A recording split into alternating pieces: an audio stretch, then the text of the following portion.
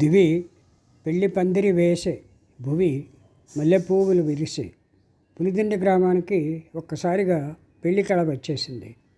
శ్రీరామనవమి పందిళ్ళలా సందడే సందడి, పిల్లల కేకలు మరీను, ఆటలు పాటలు, ఈలలు గోలలు.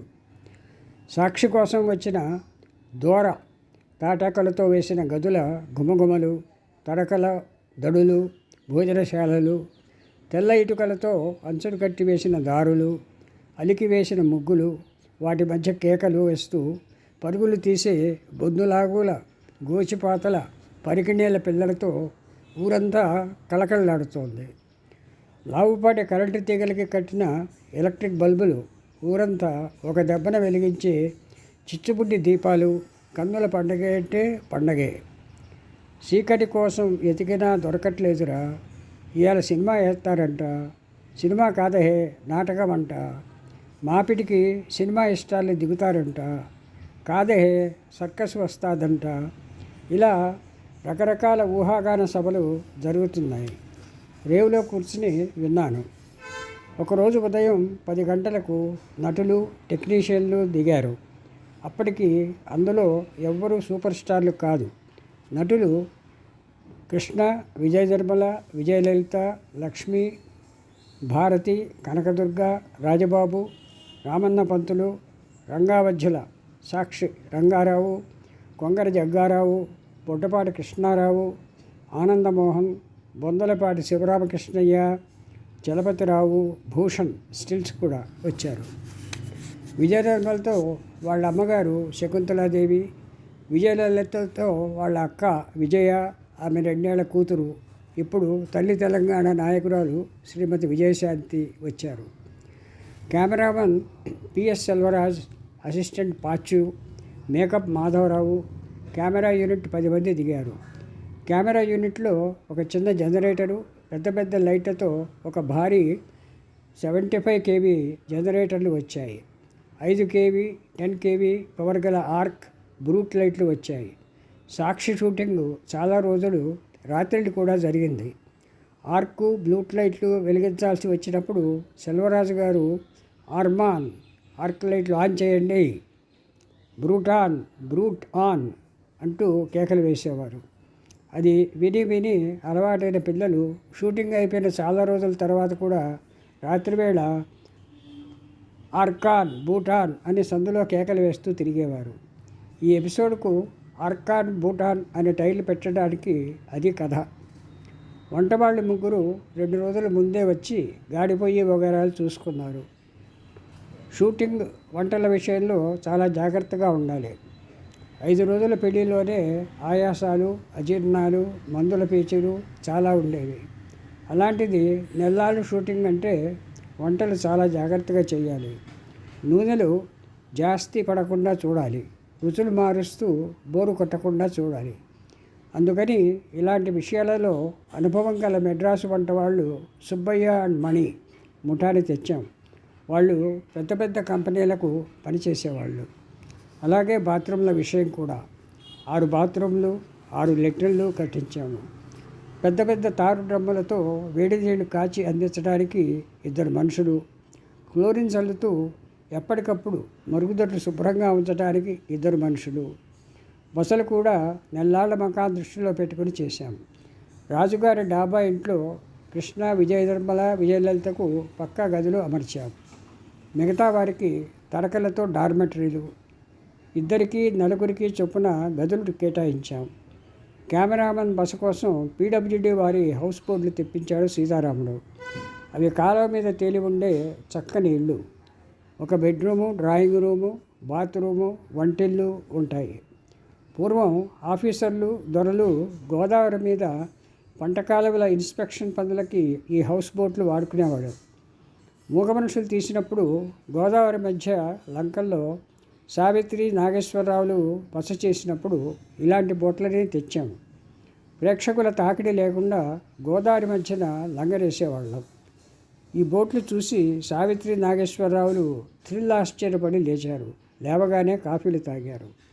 ఇంత వివరంగా ఎందుకు చెప్తున్నానంటే చిన్న బడ్జెట్లో పొదుపుగా తీస్తున్న సౌకర్యాలకు ఏమీ లోటు లేకుండా సంతోషంగా సరదాగా పనులు చేసుకోవచ్చని, కొన్ని చోట్ల కష్టపడ్డా ఆ కష్టాలు కూడా చాలా రుచిగా ఉంటాయని, మామూలుగా అనుభవించే సుఖాల కన్నా అవే మధురంగా తీపి గుర్తులుగా ఉండిపోతాయని చెప్పడానికే అన్నీ వనసంతర్పణలా సరదాగా గడిచాయి.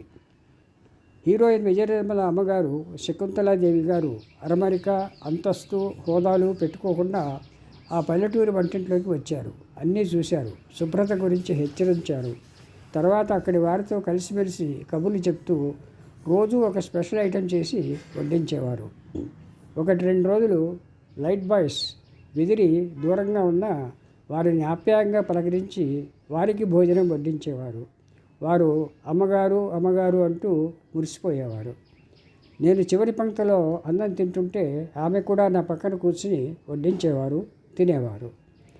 పెద్దవారు ఇలా చేయటం వల్ల యూనిట్ మొత్తం ఒక కుటుంబంగా కలిసిమెలిసి తిరిగేవారు. ఒకనాడు మా షూటింగ్ పరిస్థితులను ఇన్స్పెక్షన్ చేయడానికి బెజవాడ నుంచి పెద్ద మేనేజర్ నవయుగ శర్మ గారు, చిన్న మేనేజర్ నరసయ్య గారు వచ్చారు. యూనిట్ అంతా షూటింగ్ స్పాట్లో ఉంది. నేను వాళ్ళని రేవు దగ్గరే పలకరించాను. షూటింగ్ స్పాట్కి తీసుకువెళ్ళాను. వాళ్ళు సెల్వరాజుతో మాట్లాడారు. బెజవాడ నుంచి కారులో వచ్చారు కదా అని వాళ్ళని క్యాంపుకి తీసుకెళ్ళి అక్కడ పందిళ్ళు పాకలు చూపించాను. వేడివేడిగా పూరి బంగాళాదుంప కూర పెట్టించాను. తిని కాఫీ తాగుతుండగా నర్సయ్య గారు అడిగారు, ఇలాంటి టిఫిన్లు మా ఇద్దరికేనా, ఇక్కడ పనిచేసే వాళ్ళకు కూడా ఇలాంటివే పెడతారా అన్నారు. రోషం భగ్గుమంది. అయినా ఆడపిల్లి వారం కాబట్టి అణచుకుని వినయం, చిరునవ్వు ముఖాన పొలుముకొని అందరికీ ఒకటేనండి అన్నాను. అయినా కోపం తగ్గలేదు. రోషన్ మీద బులబులాగ్గా పరిచిన వినయం నటిస్తూ, సార్, మేము చిన్న ప్రొడ్యూసర్లమే కానీ ఎవరికి ఏమీ తక్కువ చేయమండి. అన్నపూర్ణ, జగపతి, పిఏపీలాగా మేము కూడా కొడాక్ ఫిల్ము, కోడికూర అన్నీ అమరుస్తామండి అనేసాను. శర్మగారు సర్ది చెప్పారు, మాకు మీ క్యాంపు గురించి మంచి రిపోర్ట్లే వచ్చాయి. కానీ కొన్ని కంపెనీలో సన్న సువారం, ముతక సువారం ఉంటాయి. పెద్దవాళ్ళకి స్పెషలు, మిగతా వాళ్ళకి మామూలు అని ఉంటాయి. మా నర్సయ్య గారు అందుకోసం అన్నారు. విజయ నిర్మల హ్యాట్రిక్. బాపు దర్శకత్వంలో విజయ నిర్మల వరుసగా 3 చిత్రాలు చేసి హ్యాట్రిక్ సాధించింది. 3 వరుసగా హిట్ అయితేనే హ్యాట్రిక్ అంటారు. వ్యాపార రీత్యా రెండో చిత్రం బాక్సాఫీస్ దగ్గర కాస్త జంకిన క్లాసు ప్రేక్షకుల్లో నాటికి నేటికి కూడా బాపు రెండో చిత్రం బంగారు పిచ్చగా క్లాసిక్ ఫ్లాప్ మాత్రమే. 2 హిట్ల మధ్య కొలువు తీరిన ఈ ఫట్ చిత్రం మీద హాస్యబ్రహ్మ జంజాల గారు మంచి జోకు వేశారు. బాపు గారు 2 ఫ్లాపులు తీశారు. ఒకటి టూ ఎర్లీ, రెండోది టూ లేట్. బంగారు పిచ్చక వచ్చినప్పుడు ఫుల్ లెంగ్త్ కామెడీలు జనాల్లో ఇంకా ఎక్కలేదు. అందుకని అది అప్పుడు టూ ఎర్లీ, మరీ పెందరాళే. ధర్మిలా 20 ఏళ్ల తర్వాత అదే కథ విజయ నిర్మల కొడుకు నరేష్తో పెళ్లి కొడుకు పేరుతో మళ్ళీ తీశాం. అప్పుడు ఫట్టే. అప్పటికి కామెడీలు చాలా వచ్చాయి. అందువల్ల ఈ రిపీట్ టూ లేట్ అన్నారు. 3 bites ఆఫ్ అన్ యాపిల్ అనే సినిమా చూశాక దాన్ని కాకింగిలి చేసి ఫిలిం తీద్దాం అన్నాడు బాపు 1968లో. నేను వద్దన్నాను, తెలుసో తెలియకో. ఇది మన బజార్లో బాగా నడవదు అన్నాను. ఇద్దరికిద్దరం ససేమిరా అనుకున్నాం. సినిమా తీశాం, ఫ్లాప్ అయింది. నువ్వు వద్దంటున్నా తీశాను, సారీ అన్నాడు బాపు. 20 ఏళ్ల తర్వాత బాపు వద్దంటున్నా ఆ కథ మీద మోసుకొద్దీ నేనే పట్టుబట్టాను, మళ్ళీ తీద్దాం అని. పెళ్లి కొడుకు తీశాం, మాడు పగిలింది. ఈసారి నేను సారీ అన్నాను. జంజాల గారి జోకు దాని గురించే. రెండో సినిమా ఫెయిల్ అవటానికి పూర్తి బాధ్యత నాదే. విజయ నిర్మల రెండో చిత్రంలో సాక్షిని మించి నటించింది. కాల్ షీట్ల రద్దీ వల్ల కొద్ది రోజులు రాత్రిళ్ళు కూడా పనిచేసింది. బిఎన్ రెడ్డి గారి రంగుల రాట్నంలో ఆమెకు మంచి పేరు వచ్చింది. అప్పుడు ఆమె సినిమా పేరు నీరజ. సోపు, సీపు, కన్నాడి మొదలైన తమిళ చిత్రాల్లో కూడా నటిస్తోంది. ఆ విధంగా అక్కినేని, దూర్కిపాటి గారుల దృష్టిలో పడింది. సాక్షి చూశాక వారికి మరింత గురి కుదిరింది. అందువల్ల మా మూడో చిత్రం బుద్ధిమంతుడికి నిర్మలనే హీరోయిన్గా ప్రపోజ్ చేస్తే వారు వెంటనే ఆమోదించారు. సాక్షి చిత్రంలో కృష్ణతో నేను ఉజ్జిగా నటించి సాక్షి చిత్రంలో కృష్ణతో ఆమె సమ ఉజ్జిగా నటించి ఇటు పల్లెటూరి రొమాన్సును అటు హై డ్రామాను అద్భుతంగా పండించింది. అమ్మ కడుపు చల్లగా పాటలో వారిద్దరి నటన అద్భుతం అని పేరు తెచ్చుకున్నారు. నిర్మలది చాలా పట్టుదల కల వ్యక్తిత్వం. బాపుతో 3 చిత్రాలు పనిచేశాక తాను కూడా దర్శకత్వం చేపట్టాననుకుంది. సైలెంట్గా పనిచేసింది. చాలా నవలలు చదివింది, నోట్స్ రాసుకుంది. కొన్నాళ్ళు సాధన చేశాక కవిత అనే మలయాళ చిత్రానికి దర్శకత్వం వహించింది. నేను బాపు ఆ సినిమా చూసాం, చాలా బాగుంది. ఆ తర్వాత ఆమె తెలుగులోకి వచ్చి మీనా వంటి 50 చిత్రాలకు రూపకల్పన చేసింది. గిన్నెస్ బుక్ ఆఫ్ వరల్డ్ రికార్డ్స్లో గౌరవ స్థానం సంపాదించింది. బాపును గురుతుల్యుడిగా మన్నించి గౌరవిస్తుంది. తాను అతనికి ఏకలవ్య శిష్యురాలని అంటుంది. ఇది గురువుకే గర్వకారణం. సాక్షి షూటింగ్కు పులిదిండి వాసులే కాక ఆ చుట్టుపక్కల 4-5 గ్రామాల వారు అన్ని విధాలా సహకరించారు. ఒక కారణం, మేము పోలీస్ బందోబస్తు పిలవలేదు. తొలి రోజు కొత్తదనం వల్ల పిల్లా పెద్ద ముంగటం, ఈదలు కేకలు వేయడం జరిగినా మేము ఊరిలో పెద్దలతో పాటు కుర్రాడిని కూడా మంచి చేసుకోవడం వల్ల అంతా సరదాగా జరిగింది.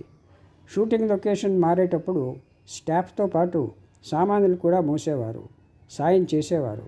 కానీ భోజనాల వేళ కాగానే మాయమైపోయేవారు. గుక్కడి మంచినీళ్ళు కూడా తమకి ఇవ్వమని అడగలేదు. అంతటి గొప్ప సంస్కారం వాళ్ళది. షూటింగ్ అవుతుండగా 2-3 రోజులకోసారి తీసిన ఫిలింను మెడ్రాస్ ల్యాబొరేటరీకి పంపించి డెవలప్ చేయించేవాళ్ళం. అప్పటి ఎడిటర్ సత్యం గారు తీసిన షాట్లను ఆర్డర్లో వేస్తూ ఉండేవారు. ముడి ఫిలిం కొడాక్ కంపెనీ వారి +X, కొన్ని సీన్లకి XX, XXX లాంటి ఫాస్ట్ ఫిలింలు కూడా వాడేవారు సెల్వరాజు గారు. అందువల్ల వీలైన త్వరలో వాటిని డెవలప్ చేయించి రష్ ఫిలిం ప్రింట్ చేసేవాళ్ళం. షూటింగ్ పులిదిండిలో 19 రోజులు జరిగింది. 16 రోజులు కాగానే ప్రింట్ అయ్యి ఒక వరుసలో అమర్చించిన ఫిలిం ప్రింట్ను పులిదిండికి తెప్పించారు సెల్వరాజు గారు.